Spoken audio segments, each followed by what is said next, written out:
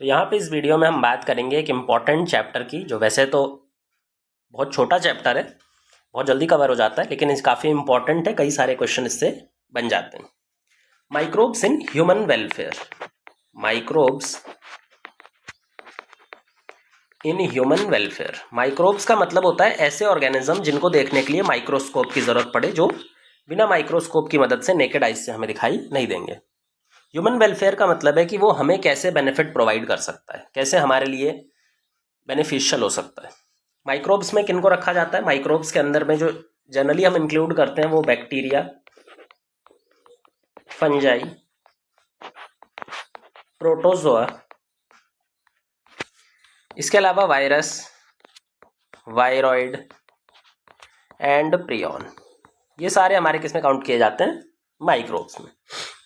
इनको देखने के लिए अलग अलग तरह के माइक्रोस्कोप यूज़ किए जाते हैं। जैसे अगर हमें बैक्टीरिया, फंजाई और प्रोटोजोआ की बात करें, इनका साइज कंपैरेटिवली बड़ा है, तो ये लाइट माइक्रोस्कोप से भी दिख जाते हैं। अगर हम सिंपल लाइट माइक्रोस्कोप की मदद से भी देखेंगे तो ये इजीली दिख जाएंगे। पर जो वायरस, वायरॉइड और प्रियॉन है, उनका साइज काफ़ी छोटा है। उनको देखने के लिए हमें इलेक्ट्रॉन माइक्रोस्कोप लगता है।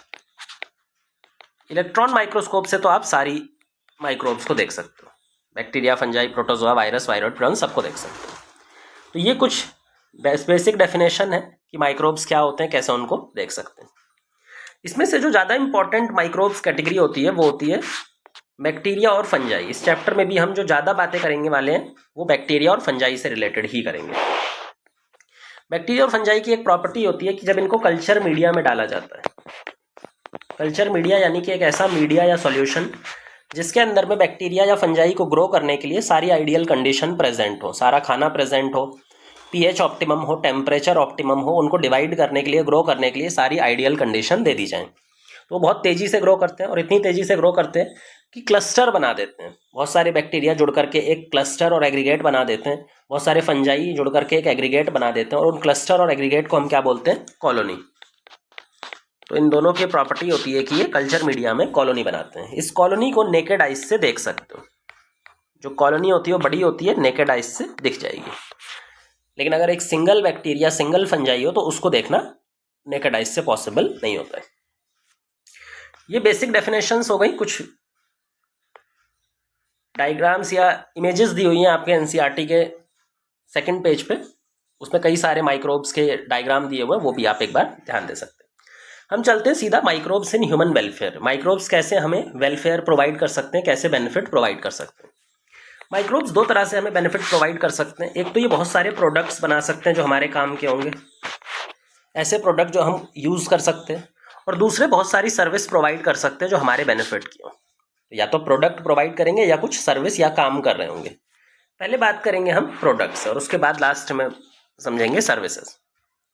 प्रोडक्ट्स में भी स्टार्ट करेंगे हम house hold product. House hold product जो घरेलू प्रोडक्ट्स होते हैं।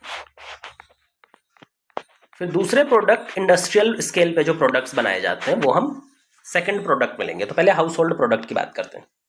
हाउस होल्ड प्रोडक्ट में एक ऐसा प्रोडक्ट है जो ऑलमोस्ट सबको ही पता होगा, कर्ड। कर्ड आपको मालूम है कहाँ से बनाया जाता है? मिल्क से। मिल्क का मेजर कंपोनेंट होता है लैक्टोज शुगर होता है मिल्क के पास में, और एक प्रोटीन होता है केसीन प्रोटीन। तो मिल्क के पास दो इंपॉर्टेंट कंपोनेंट होते हैं, लैक्टोज शुगर और केसीन प्रोटीन। इस मिल्क पर ग्रो करता है एक बैक्टीरिया जिसका नाम है लैक्टिक एसिड बैक्टीरिया। ये बेसिकली एक क्लास ऑफ बैक्टीरिया है जो मिल्क पे ग्रो करके उसको कर्ड में चेंज कर दें। इसका एक एग्जांपल ले सकते हो, लैक्टोबैसिलस एसिडोफिलस। लैक्टोबैसिलस एसिडोफाइलस, ये एक टाइप का लैक्टिक एसिड बैक्टीरिया। जब ये मिल्क पे ग्रो करता है तो ये मिल्क के लैक्टोज को किस में कन्वर्ट कर देता है? लैक्टिक एसिड में। लैक्टिक एसिड में कन्वर्ट कर देता है। अच्छा, लैक्टिक एसिड एक एसिड है, मतलब पीएच क्या होगा मिल्क का? लो होने लगेगा। जब पीएच लो होने लगता है तो जो केसीन प्रोटीन है ये ना डी नेचर हो जाता है, इनसॉल्युबल हो जाता है। ये डी नेचर हो जाता है,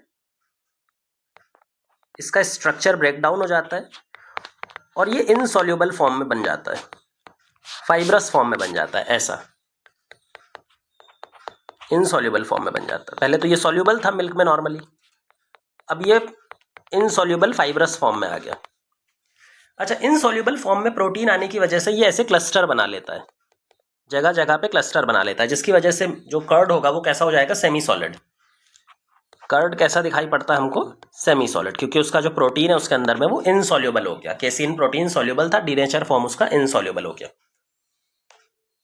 क्या बन गया इससे फिर, कर्ड। थोड़ा सा खट्टा दिखाई पड़ता है क्योंकि उसका पीएच लो है। इसके अलावा और क्या बेनिफिट्स होते हैं कर्ड के? कर्ड के बेनिफिट हैं कि ये जो प्रोटीन है ये डीनेचर फॉर्म में आ चुका है। डीनेचर फॉर्म में आ चुका है मतलब इसका स्ट्रक्चर सिंप्लीफाई हो चुका है, अब इसको डाइजेस्ट करना ईजी है। तो इसको ये भी बोल सकते हैं कि प्रोटीन जो है वो पार्शली पहले से डाइजेस्ट हो चुका है। प्रोटीन का पहले से ही पार्शली डाइजेशन हो चुका है, तो इसको डाइजेस्ट करना ईजी होगा। दूसरा, इसके अंदर में nutritional quality, particularly vitamin B12 का कंटेंट भी बैक्टीरिया बढ़ा देता है। बैक्टीरिया जब ग्रो करता है तो विटामिन B12 का कंटेंट भी यहाँ पे बढ़ा दिया जाता है, और इससे हमें फाइनली क्या मिलता है, कर्ड। तो इसकी न्यूट्रिशनल वैल्यू भी इंक्रीज हो गई, पार्शली डाइजेस्ट प्रोटीन भी मिल गया हमें, तो इजी डाइजेशन अब हो जाएगा इसका, और विटामिन B12 का कंटेंट भी बढ़ गया। तो इसीलिए हम कर्ड को क्या बोल सकते हैं, न्यूट्रिशनली मोर बैलेंस्ड बोलते हैं एज कंपेयर टू मिल्क। अगर मिल्क और कर्ड में बताया जाए तो कर्ड ज़्यादा न्यूट्रिशनली बैलेंस्ड है एज कंपेयर टू मिल्क। ये पहला प्रोडक्ट हो गया मिल्क, ये सबको ही पता होगा, कोई भी ऐसा नहीं होगा जो जिसने ये ना पढ़ा हो। दूसरा जो प्रोडक्ट है वो है चीज। चीज, अब चीज ह्यूमंस काफी बहुत पुराने टाइम से बनाते हुए आ रहे हैं, और ये one of the oldest item है जिसमें ह्यूमंस माइक्रोब्स का इस्तेमाल करते हुए आ रहे हैं, क्योंकि चीज को बनाने के लिए माइक्रोबियल फर्मेंटेशन की जरूरत पड़ती ही है, और चीज ह्यूमंस बहुत ही लंबे टाइम से, बहुत ही पुराने टाइम से बनाते हुए आ रहे हैं। तो इसीलिए हम चीज को मानते हैं ओल्डेस्ट फूड आइटम जिसमें हम माइक्रोब्स का इस्तेमाल करते हैं। चीज एक्चुअल में मिल्क प्रोडक्ट ही होता है, मिल्क प्रोडक्ट ही होता है, जिसको हम ग्रो करवाने के लिए किससे फर्मेंट करवाते हैं, स्पेसिफिक माइक्रोब से फर्मेंटेशन हम करवा रहे होते हैं। अब जो चीज का टाइप है, दुनिया में बहुत ही अलग अलग तरह के चीज होते हैं बेस्ड ऑन कि कौन सा माइक्रोब्स यूज किया है उसको फर्मेंटेशन करवाने के लिए। माइक्रोब यूज्ड, किस तरह का माइक्रोब हमने यूज किया है उसको फर्मेंट कराने के लिए, उसके बेसिस पे चीज का टेक्सचर अलग होता है, चीज का फ्लेवर अलग हो जाएगा, और टेस्ट भी अलग आएगा। तो जब फर्मेंटेशन करवाते टाइम आपने कौन सा माइक्रोब इस्तेमाल किया है चीज़ बनाने के लिए, उसके हिसाब से उसका जो चीज़ का टेक्सचर आता है, फ्लेवर आता है, और टेस्ट जो आता है वो अलग अलग दिखाई पड़ेगा। कुछ कॉमन टाइप के चीज़ हैं जो दुनिया में बहुत फेमस है। सबसे फेमस चीज़ जो है वो है स्विस चीज़। सबसे फेमस चीज़ है स्विस चीज़। स्विस चीज़ बनाया जाता है जब हम फर्मेंटेशन किसकी मदद से करते हैं, प्रोपिनियोबैक्टीरियम शारमानी। एक बैक्टीरियम होता है प्रोपियोनिबैक्टीरियम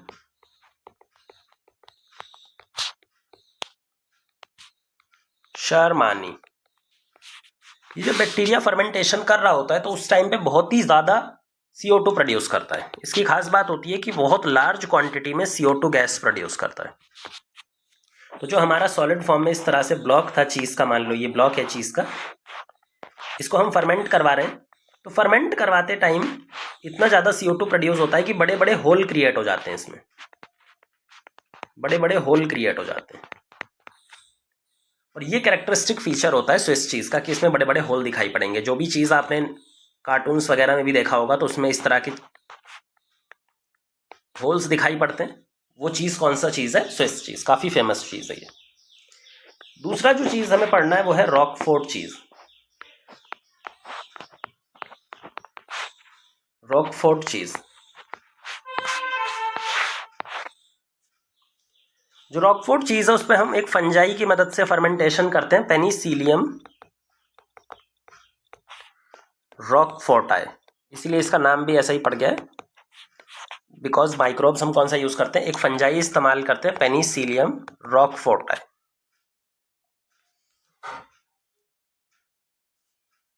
जिसकी वजह से इसका एक स्पेसिफिक फ्लेवर दिखाई पड़ता है। जब आप इसको खाएंगे तो इसका एक कैरेक्टरिस्टिक फ्लेवर निकल करके आता है। तीसरा एक और याद रख लीजिए, कैमेम्बर्ट चीज।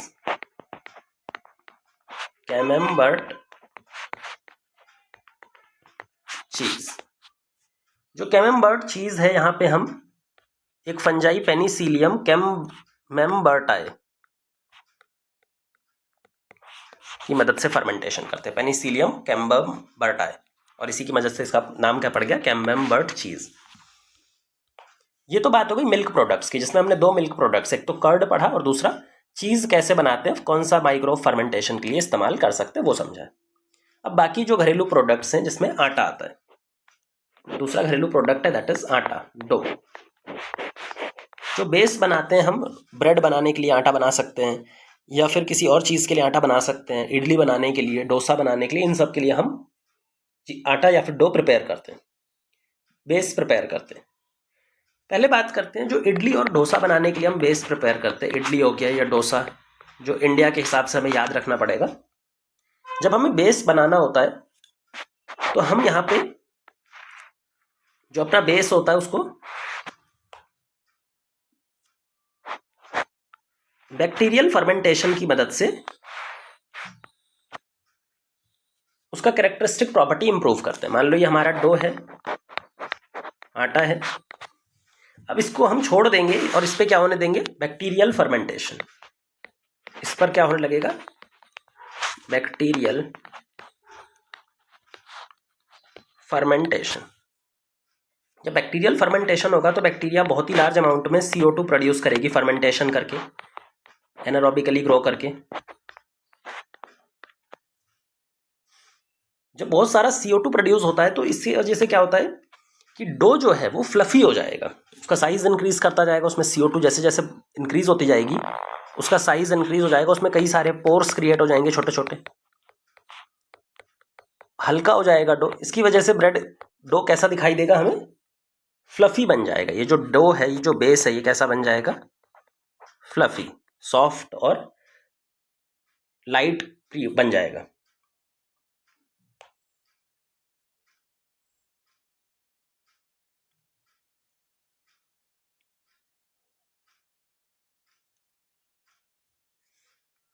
और इसको यूज करके जब हम इडली और डोसा बनाएंगे तो हमारा इडली और डोसा काफी सॉफ्ट बनता है, बेटर बनता है। तो हम यहाँ पे बैक्टीरियल फर्मेंटेशन का इस्तेमाल इडली डोसा बनाते टाइम कर सकते हैं। ब्रेड मेकिंग के लिए भी हमें आटा बनाना पड़ता है भाई। जब ब्रेड बनाना होता है तो ब्रेड बनाने के लिए भी पहले आपको बेस तैयार करना पड़ेगा। अब जो बेस होता है उसको हम फिर से सॉफ्ट करते हैं माइक्रोबियल फर्मेंटेशन के थ्रू, लेकिन जो माइक्रोब अब की बार यूज किया जाता है वो एक फंजाई है, ईस्ट, सैकेरोमाइसिस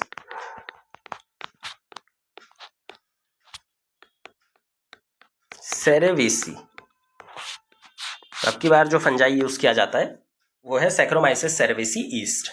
तो यहाँ पे भी ब्रेड फ्लफी हो जाता है और उसकी मदद से जब हम ब्रेड बनाते हैं तो सॉफ्ट ब्रेड बनता है। इसी वजह से हम ईस्ट को, क्योंकि ये ब्रेड मेकिंग में यूज किया जाता है, इसको बेकर्स ईस्ट भी बोलते हैं।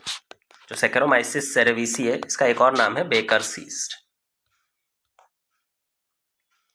ये तो हो गया डो की बात, जो हम ब्रेड बनाने में यूज करते हैं। वो ब्रेड कैसा भी हो सकता है, नॉर्मल ब्रेड या फिर इडली डोसा बनाने में यूज कर रहे होते हैं।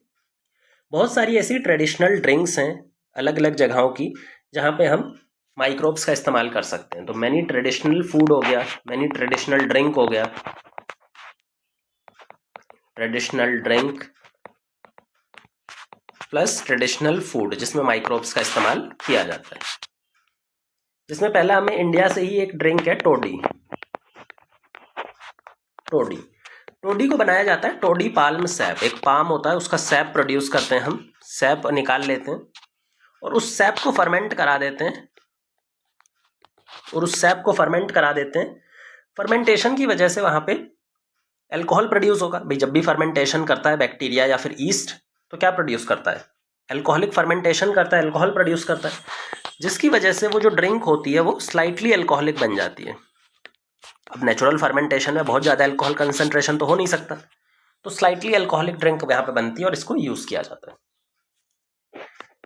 इंडिया के अलावा देश के दुनिया के अलग अलग हिस्सों में भी डिफरेंट फूड को हम फर्मेंटेशन से बनाते हैं। पर्टिकुलरली अगर हम जापान साइड में जाएं या फिर जो कोरिया साइड या चाइनीज़ साइड होती है, वहाँ पे हम बहुत सारे फर्मेंटेशन के थ्रू फूड का प्रिपरेशन करते हैं।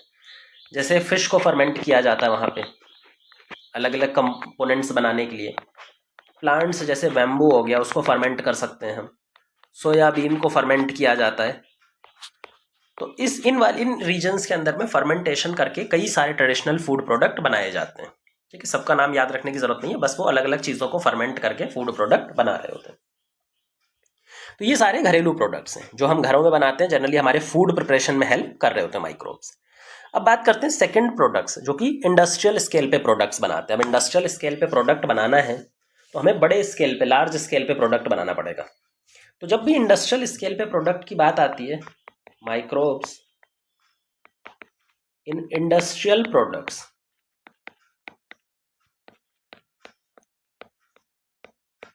अब इंडस्ट्रियल लेवल पे जब प्रोडक्ट बनाना होता है तो इंडस्ट्रियल लेवल पे लार्ज अमाउंट में प्रोडक्ट बनेगा, तभी जाकर के बेनिफिट मिलता है। तो इसके लिए हम क्या यूज़ करते हैं, बड़े बड़े फर्मेंटर्स ही यूज़ करते हैं। फर्मेंटर्स और कुछ नहीं है, एनारोबिक कंटेनर्स होते हैं बहुत बड़े, जिनमें बहुत लार्ज वॉल्यूम में हम सबस्ट्रेट और माइक्रोब्स को ग्रो कर सकते हैं।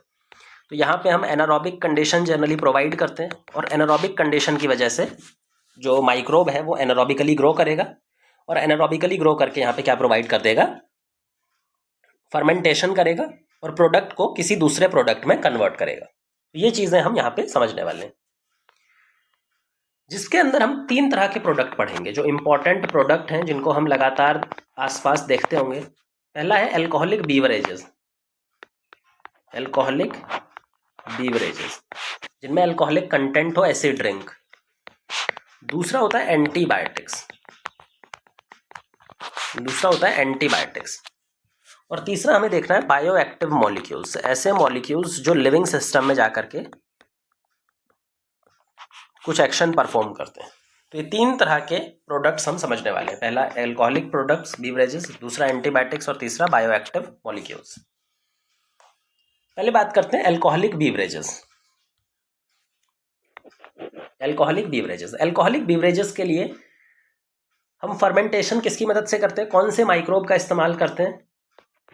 अल्कोहलिक बीवरेजेस को फर्मेंटेशन करने के लिए हम यूज करते हैं ईस्ट का, और ईस्ट भी कौन सा, सैकेरोमाइसिस सेरेविसी। सैकेरोमाइसिस सेरेविसी, आपको कुछ याद आया होगा सैकेरोमाइसिस सेरेविसी ईस्ट नाम पढ़ के, कि सेम ईस्ट को हम जो ब्रेड बनाने के लिए डो या बेस बना रहे थे उसको भी फर्मेंट इसी ईस्ट से करवा रहे थे, इसलिए हमने उसका नाम दिया था बेकर्स ईस्ट। और उसी दूसरे हाथ पे हम जब अल्कोहलिक बीवरेजेस बनाने जाते हैं तो सेम ईस्ट का इस्तेमाल करके हम फर्मेंटेशन अपने रॉ मटेरियल्स का कर रहे होते हैं। इसका मतलब ये जो ईस्ट है सैकेरोमाइसिस सेरेविसी, यहाँ पे इसका एक और नाम है जिसको बोलते हैं ब्रूअर्स ईस्ट। ब्रूअर्स ईस्ट, ठीक है। रॉ मटेरियल क्या क्या यूज कर सकते हैं अगर हमें फर्मेंटेशन कराना है? तो फर्मेंटेशन तो चलो माइक्रोब्स की मदद से कराएंगे, लेकिन फर्मेंटेशन कराने के लिए कुछ रॉ मटेरियल चाहिए होगा जिसपे बैक्टीरिया ईस्ट ग्रो करेगा। तो अल्कोहल बनाने के लिए जो रॉ मटेरियल हम यूज करते हैं वो ऐसा रॉ मटेरियल होना चाहिए जिसमें सिंपल शुगर काफी भर के हो, क्योंकि ईस्ट कब अल्कोहल बनाता है, सिंपल शुगर पे फीड करता है, और सिंपल शुगर को किसमें कन्वर्ट कर देता है, फूड प्रोडक्ट की तरह यूज करके, और बाय प्रोडक्ट की फॉर्म में अल्कोहल बना रहा होता है। इसका मतलब जो सिंपल शुगर रिच कंपोनेंट्स हैं वो रॉ मटेरियल की तरह काम कर सकते हैं, जिसमें हमारे फ्रूट जूस, आपको पता ही होगा फ्रूट जूस के अंदर में बहुत सारा सिंपल शुगर प्रेजेंट होता है। फ्रूट जूस को हम ईस्ट से फर्मेंट कराएंगे, और फर्मेंट करा के क्या बनेगा, इथेनॉल या फिर अल्कोहल। अल्कोहल, उसमें भी कौन सा अल्कोहल, इथेनॉल।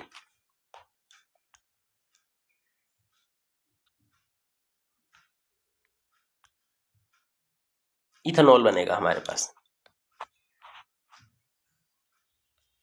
फ्रूट जूस के अलावा माल्टेड सीरियल का भी इस्तेमाल कर सकते हैं। जो अनाज के दाने होते हैं, सीरियल्स जो होते हैं, पहले हमें उनको माल्टिंग करनी पड़ती है। माल्टिंग का सिंपल सा मतलब समझ लो कि सीड के अंदर में जनरली जो फूड होता है ना स्टोर्ड, वो कॉम्प्लेक्स फॉर्म में स्टोर होता है, पॉलीमर्स की फॉर्म में, कॉम्प्लेक्स फॉर्म में फूड स्टोर होता है।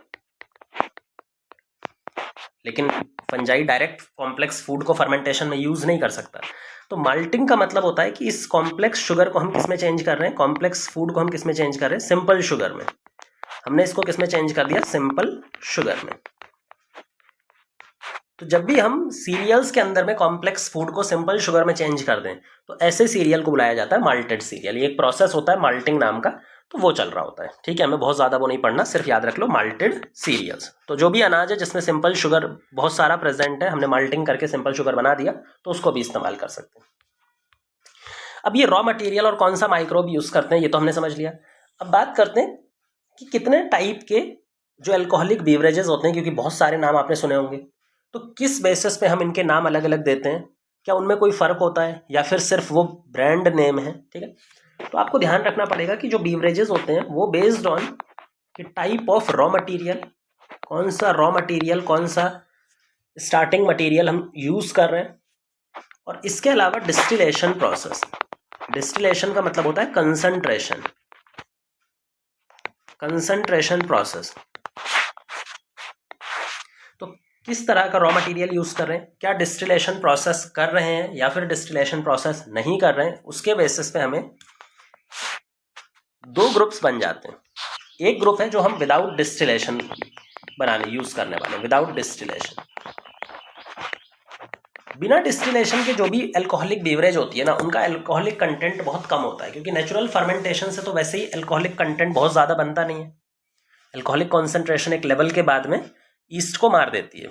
तो अगर डिस्टिलेशन नहीं करोगे तो ऐसे बीवरेजेस के अंदर में अल्कोहलिक कंसेंट्रेशन बहुत कम बनता है। तो जो विदाउट डिस्टिलेशन बनते हैं उनका एग्जाम्पल है वाइन एंड बियर।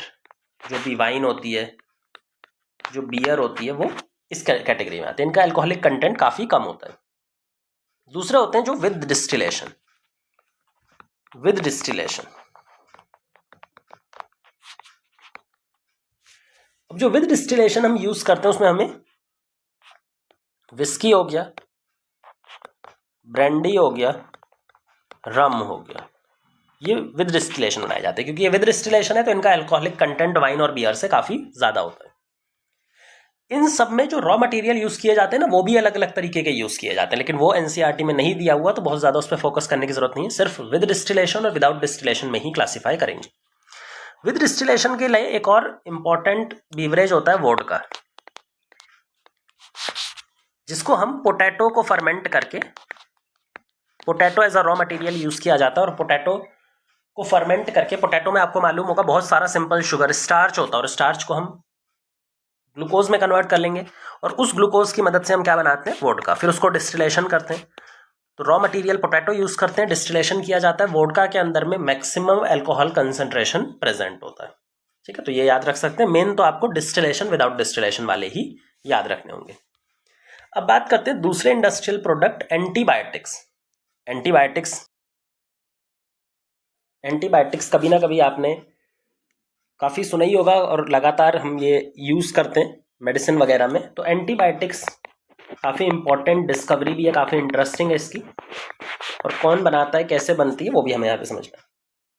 एंटीबायोटिक्स जो है वो दो ग्रीक वर्ड से मिलकर के बना है। एंटी, जिसका मतलब होता है अगेंस्ट, और बायोटिक का सिंपल सा मतलब होता है लाइफ।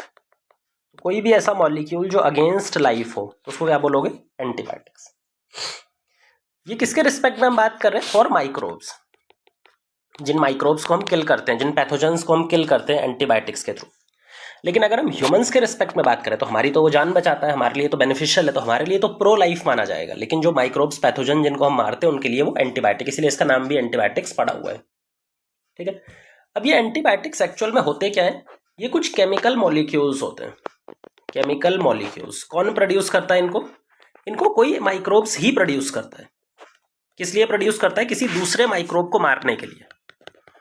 जो भी कभी माइक्रोब कहीं ग्रो करता है तो उनके बीच में कंपटीशन चलता है, तो कई माइक्रोब्स क्या करते हैं, ऐसे केमिकल रिलीज करते हैं जिससे दूसरा माइक्रोब किल हो जाए। ऐसे केमिकल्स को क्या बुलाया जाता है, एंटीबायोटिक्स। इन्हीं को निकाल करके हम अपने दवाइयों के फॉर्म में मॉडिफिकेशन कर सकते हैं और हमारे पैथोजन को किल करने में डायरेक्ट यूज कर सकते हैं। तो ये बेसिक कॉन्सेप्ट है एंटीबायोटिक्स का। जो पहला एंटीबायोटिक डिस्कवर हुआ था वो एक्सीडेंटली डिस्कवर हुआ था। उसको डिस्कवर करने का जो श्रेय जाता है वो है अलेक्जेंडर फ्लेमिंग। Alexander Fleming. इन्होंने दुनिया का पहला एंटीबायोटिक जिसका नाम है पेनिसिलिन, ये डिस्कवर किया था, ये आइडेंटिफाई किया था। एक्चुअली इन्होंने क्या कर रहे थे, एक एक्सीडेंटल डिस्कवरी थी। ये एक बैक्टीरिया के ऊपर काम कर रहे थे जिस बैक्टीरिया का नाम था स्टेफाइलोकोकाई। ये इस बैक्टीरिया पे ग्रो कर रहे थे, ठीक है। अब बैक्टीरिया को स्टडी करने के लिए हम क्या करते हैं, हम कल्चर मीडिया बनाते हैं। ऐसे सॉलिड प्लेट कल्चर मीडिया था, कल्चर प्लेट। बैक्टीरिया को ग्रो करने के लिए हम मीडिया यूज करते हैं। मीडिया भी कई तरह से यूज कर सकते हैं, उसमें एक तरीका होता है कल्चर प्लेट बनाना। सॉलिड प्लेट होती है, उस पर बैक्टीरिया को ग्रो करना। अच्छा, नॉर्मली तो बैक्टीरिया हर जगह ग्रो कर रहा था। नॉर्मली तो बैक्टीरिया कॉलोनी बना रहा था बहुत सारी, हर जगह ग्रो कर रहा था पूरे में।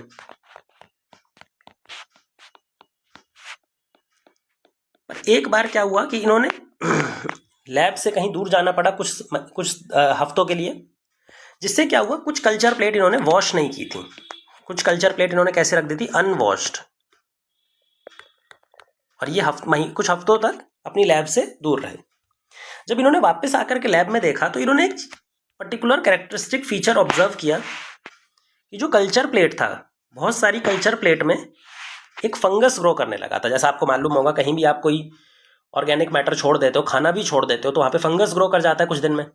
तो जब कल्चर मीडिया होता है वहाँ भी फंगस ग्रो कर जाता है। तो यहाँ पे इन्होंने देखा कि जब वो वापस आकर के देखा कि भाई यहाँ पे एक पर्टिकुलर फंगस ग्रो कर रहा था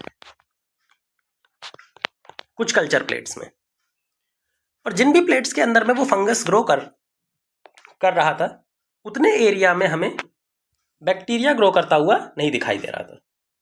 जिन भी प्लेट्स के अंदर में क्या ग्रो कर रहा था, ये जो फंगस ग्रो कर रहा था, उन प्लेट में या तो बैक्टीरिया पूरी तरह से मर गया या फिर बहुत दूर ग्रो कर रहा था, बहुत ही छोटे एरिया में सिमट गया। जबकि यहाँ वाला जो एरिया, यहाँ से बैक्टीरिया पूरी तरह से खत्म हो गया। अब उन्हें ये समझ में नहीं आया, उन्होंने ये आइडेंटिफाई करने की कोशिश की कि ये फिनोमिनन को वो कैसे एक्सप्लेन करेंगे। तो उन्होंने इस फंगस को पहले तो आइडेंटिफाई किया। ये फंगस जो था बेसिकली ये पेनिसिलियम नोटेटम, पेनिसिलियम नोटेटम। और इस फंगस एक केमिकल सिक्रीट कर रहा था, जिस केमिकल को इन्होंने आइसोलेट किया, आइडेंटिफाई किया, जिस केमिकल का नाम इन्होंने दिया पेनिसिलिन। इन्होंने बताया कि ये जो फंजाई है ये केमिकल कंपाउंड सिक्रीट कर रहा है जिसका नाम इन्होंने दिया पेनिसिलिन। और इसी केमिकल पेनिसिलिन की वजह से जो बैक्टीरिया है उसको ये किल कर दे रहा है। तो पहली बार इन्होंने इस तरह से इसको आइडेंटिफाई किया। एक्सीडेंटल डिस्कवरी थी, बट प्रॉब्लम इनके साथ ये थी कि ये कभी भी पेनिसिलिन को बड़े स्केल पे प्रोड्यूस नहीं कर पाए। इनके पास में इतनी टेक्निक नहीं थी उस टाइम पर, इतने डिवाइस नहीं थे कि पेनिसिलिन को ये बड़े स्केल पे प्रोड्यूस कर पाएँ या फिर उसको कॉन्सनट्रेट कर पाएँ, प्योरीफाई कर पाएँ। तो ये उसको बड़े स्केल पे प्योरीफाई वगैरह नहीं कर पाए। तो उसको कंसंट्रेट और प्योरीफाई करने का जो काम किया था, बड़े स्केल पे जो यूज करने का काम किया था, वो किया था दो साइंटिस्ट ने, अर्नस्ट चेन प्लस होवर्ड फ्लोरे।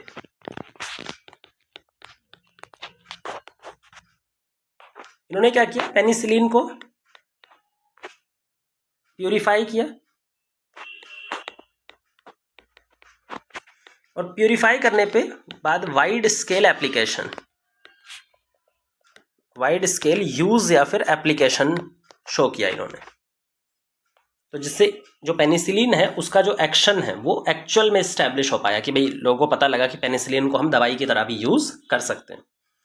उसी टाइम पे वर्ल्ड वॉर 2 का टाइम भी चल रहा था। जब वर्ल्ड वॉर 2 का टाइम चल रहा था तो वर्ल्ड वॉर 2 के दौरान आपको मालूम होगा कि सोल्जर्स इंजर हो जाते थे, इंजर होने के बाद में उनको इन्फेक्शन हो जाता था, बैक्टीरियल इन्फेक्शन हो जाता था। तो वर्ल्ड वॉर 2 में जो अमेरिकन सोल्जर्स थे, उनको ट्रीट करने के लिए पेनिसिलिन का बहुत ज़्यादा इस्तेमाल किया गया था। तो अमेरिकन सोल्जर्स की ट्रीटमेंट में जो पेनिसिलिन नाम की दवाई निकली थी, इसको हाई स्केल पे, लार्ज स्केल पे इस्तेमाल किया गया। बाद में इन तीनों को नोबेल प्राइज़ दिया गया। सबसे पहला तो किन किन को नोबेल प्राइज़ मिला, फ्लेमिंग को, क्योंकि इन्होंने डिस्कवर किया था। दूसरा Chain and Florey, Ernst Chain and Howard Florey, इन तीनों को ही फिजियोलॉजी का नोबेल प्राइज़ दिया गया। तो इन्होंने ढूंढा था, इन्होंने कंसंट्रेट करके उसका वाइड स्केल एप्लीकेशन समझाया था।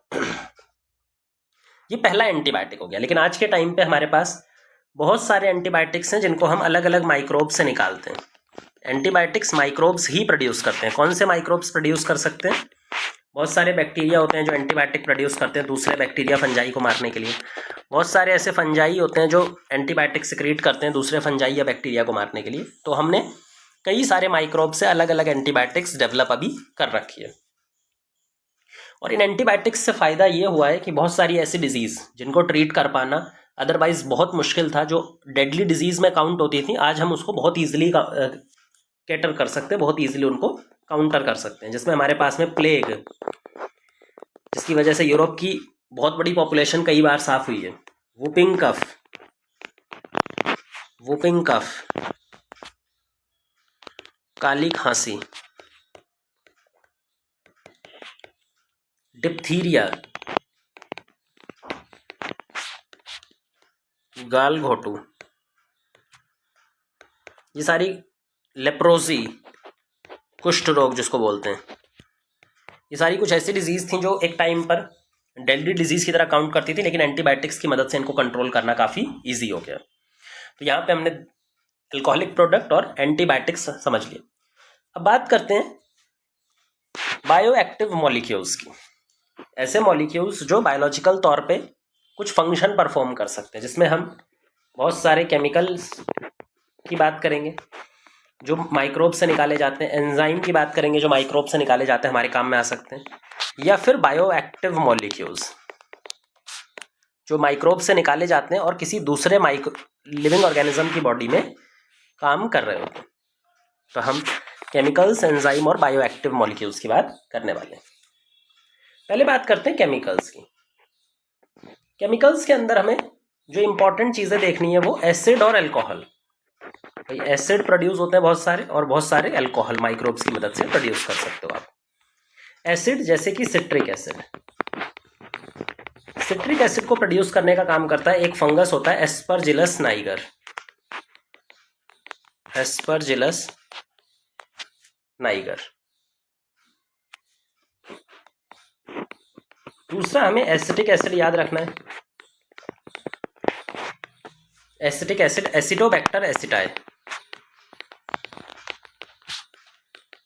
ये एक बैक्टीरिया है एसिडोबैक्टर एसिटाई, जबकि ये ऊपर वाला फंगस था। ब्यूटायरिक एसिड, ऑर्गेनिक एसिड है ब्यूटायरिक एसिड। क्लोस्ट्रीडियम ब्यूटाइलिकम, ये भी बैक्टीरिया है। क्लोस्ट्रीडियम ब्यूटाइलिकम, ये भी बैक्टीरिया है। फिर हमें देखना है लैक्टोबैसिलस। ये तो हमने मिल्क प्रोड्यूस करते समय, कर्ड प्रोड्यूस करते समय भी देख लिया था। लैक्टिक एसिड बैक्टीरिया, लैक्टोबैसिलस क्या है, कौन सा एसिड प्रोड्यूस करता है? Lactic acid. तो कई बार हम एसिड की तौर पे भी इंडस्ट्रियल स्केल पे एसिड बनाने के लिए भी इनका इस्तेमाल कर सकते हैं। कुछ अल्कोहल भी प्रोड्यूस करते हैं, जिसमें हमारा सबसे इंपॉर्टेंट है इथेनॉल।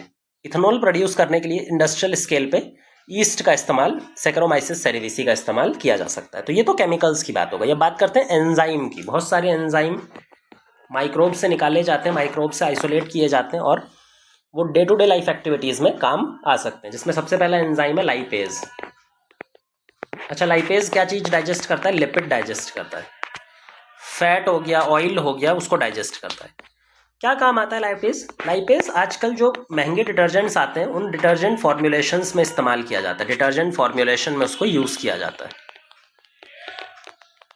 जब डिटर्जेंट फॉर्मुलेशन में हम इसको इस्तेमाल करेंगे तो मान लो कपड़ों पर, ये मान लो एक कपड़ा है, इस पर कोई ऑयल स्टेन लगा हुआ है। इस ऑयल स्टेन को अदरवाइज रिमूव करना मुश्किल है, लेकिन अगर लाइपेज होगा तो वो इसको डिग्रेड करके रिमूव कर सकता है। तो इस तरह से लाइपेज यूज़ किया जाता है। दूसरा जो एंजाइम टाइप है that is pectinase and protease. Pectinase and protease. Pectinase किसको डाइजेस्ट करेगा? पैक्टिन को। और प्रोटीएज किसको डाइजेस्ट करेगा? प्रोटीन को। ये फ्रूट जूस, इंडस्ट्रियल स्केल पे जो फ्रूट जूस बनाए जाते हैं ना, उसमें इस्तेमाल करते हैं। आप कभी भी अपने घर में कोई फ्रूट जूस बनाना, होममेड, जब आप फ्रूट जूस बनाएंगे तो उसमें देखेंगे बहुत सारे पल्प या फिर टर्बिडिटी हमेशा प्रोड्यूस होती है। आप उसको कितना भी छान लीजिए, उसमें टर्बिडिटी रहेगी, पल्प्स रहेंगे, जो छोटे छोटे फ्रेगमेंट्स होते हैं सेल वॉल के, सेल मेम्ब्रेन के, वो बचे रह जाते हैं। जो plant cell wall cell membrane है प्लांट सेल के। लेकिन अगर इसको हम बाजार से खरीदते हैं, इंडस्ट्रियल कोई फ्रूट जूस खरीदते हैं, वो बिल्कुल क्लियर आता है। एक्चुअल में इंडस्ट्रियल स्केल पे क्या किया जाता है कि पल्प्स को रिमूव करने के लिए एंजाइम की मदद ली जाती है। इंडस्ट्रियल स्केल पे हम पेक्टिनेज एंजाइम की मदद लेते हैं, प्रोटीएज एंजाइम की मदद लेते हैं, जिससे वो ये जो फ्रेगमेंट्स हैं उनको ब्रेक कर देता है, और जो फ्रूट जूस हमको मिलता है वो क्लियर फ्रूट जूस मिलता है, जो घर में बनाना पॉसिबल नहीं है। एक और एंजाइम याद रखिए आप, जो मेडिकल उसमें यूज़ किया जाता है या फिर मेडिकल इमरजेंसी के दौरान यूज़ किया जाता है, जिसका नाम है स्ट्रेप्टोकाइनेज। स्ट्रेप्टोकाइनेज ये भी एक एंजाइम है। इस एंजाइम को एक बैक्टीरिया से निकाला जाता है जिसका नाम है स्ट्रेप्टोकोकस। स्ट्रेप्टोकोकस नाम का एक बैक्टीरिया है जिससे इसको आइसोलेट किया जाता है। एक बार इसको आइसोलेट कर दिया गया, फिर इसको हमें कहाँ यूज़ करना है? ह्यूमन बॉडी में। ह्यूमन बॉडी में हमें इसको इस्तेमाल करना होगा। लेकिन याद रखना कि डायरेक्ट बैक्टीरिया से निकाल करके जो एंजाइम है हम उसको डायरेक्ट ह्यूमन बॉडी में इस्तेमाल नहीं कर सकते, क्योंकि बैक्टीरिया के अंदर में जो एंजाइम वर्क कर रहा है ज़रूरी नहीं कि वो हमारे अंदर भी वर्क करे। तो पहले हमें इसको मॉडिफाई करना होता है बाय जेनेटिक इंजीनियरिंग। हम स्ट्रेप्टोकाइनेज को मॉडिफाई करते हैं through genetic engineering. Genetic engineering से यूज़ करने के बाद में ये ह्यूमंस के अंदर काम करने लायक बन जाता है। क्यों यूज़ करते हैं ह्यूमंस में, किन कंडीशंस में यूज़ करते हैं? हम इनको यूज़ करते हैं as clot buster. Clot buster की तरह यूज़ करते हैं। क्लॉट बस्टर यानी कि जब भी कभी ब्लड क्लॉट हो जाता है हमारे ब्लड वेसल के अंदर में, तो उससे कई सारे स्ट्रोक वगैरह आने के, हार्ट अटैक आने के प्रॉब्लम्स खतरा रहता है। तो इन क्लॉट को ब्लड वेसल से रिमूव करने के लिए हम क्या यूज़ करते हैं? स्ट्रेप्टोकाइनेज एंजाइम का इस्तेमाल कर सकते हैं। सबसे इंपॉर्टेंट होता है ये मायोकार्डियल इन्फ्रैक्शन। मायोकार्डियल इन्फ्रैक्शन जिसमें हार्ट मसल डैमेज हो जाती है या फिर क्लॉट बन जाता है, जिसकी वजह से हार्ट अटैक आने के चांस होते हैं, तो उस टाइम पे ये क्लॉट बस्टर को दिया जाता है, स्ट्रेप्टोकाइनेज को दिया जा सकता है। तो ये तो बात हो गई एंजाइम की। अच्छा, एंजाइम बहुत सारे ऐसे मॉलिक्यूल्स भी होते हैं जो लिविंग ऑर्गेनिज्म से प्रोड्यूस होते हैं, जो एंजाइम नहीं है, लेकिन वो दूसरे किसी लिविंग ऑर्गेनिज्म में जाकर के कुछ स्पेसिफिक फंक्शन को परफॉर्म कर सकते हैं। जनरली इस तरह के मॉलिक्यूल्स मेडिसिनल कंडीशन में यूज़ किए जाते हैं, मेडिकल कंडीशंस में यूज़ किए जाते हैं। तो अब हमें यहाँ पे समझना है bio active molecules. Bio active molecules, जिसमें सबसे पहला बायो एक्टिव मॉलिक्यूल है साइक्लोस्पोरिन ए।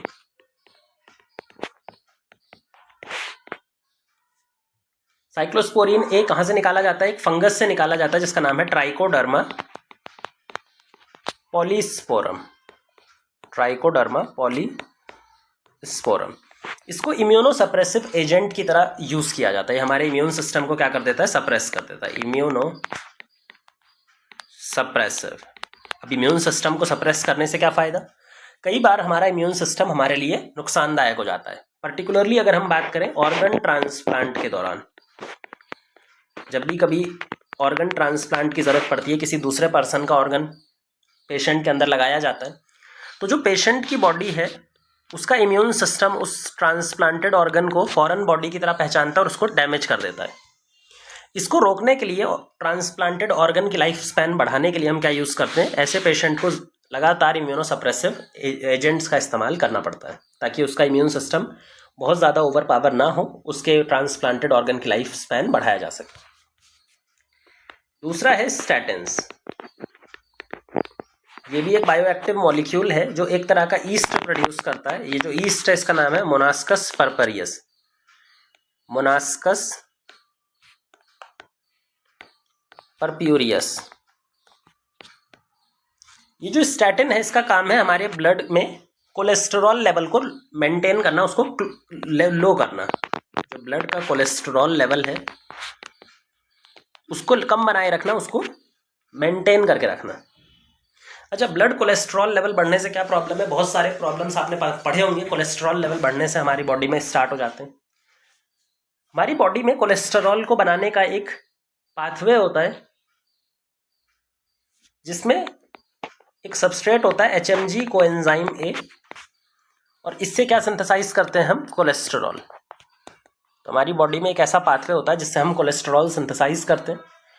HMG कोएंजाइम में सबस्ट्रेट है और उसको कन्वर्ट कर रहे हैं कोलेस्ट्रॉल में। जो एंजाइम यहाँ पे यूज होता है that is HMG coenzyme A reductase,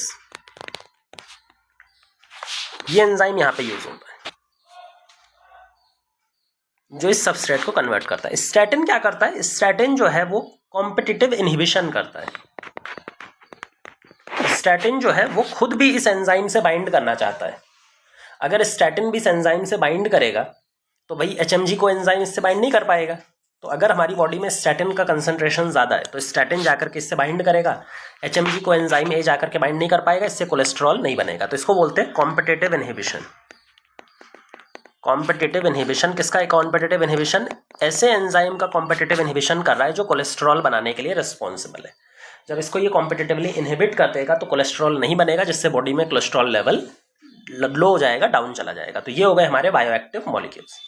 अब नेक्स्ट वीडियो में हम सर्विसेज की बात करेंगे, जिसमें हम sewage treatment plant, biogas plant, microbes in bio fertilizer, bio control agent, ये सारी चीज़ें वहाँ पे सर्विसेज की बात नेक्स्ट वीडियो में करेंगे।